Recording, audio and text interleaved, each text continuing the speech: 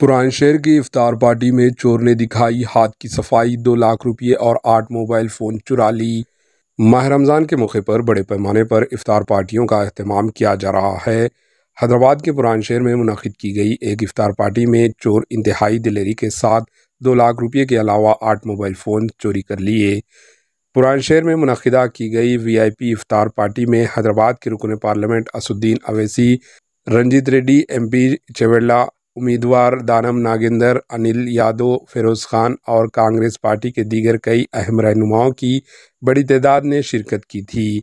इस इफ्तार पार्टी में आम कारकुनों भी बड़ी तादाद में मौजूद थे। इफ्तार पार्टी में सब लोग इफ्तार और डिनर में मसरूफ़ थे। इसी दौरान एक चोर ने अपने हाथ की सफाई से मुख्तलिफ अफराद की जेबों पर डाका डाला। चोर ने 2 लाख रुपये के अलावा 8 मोबाइल फ़ोन चोरी कर लिए। कुछ लोगों ने चोर को रंगे हाथ पकड़ लिया और पुलिस के हवाले कर दिया। Bureau report, AHN news.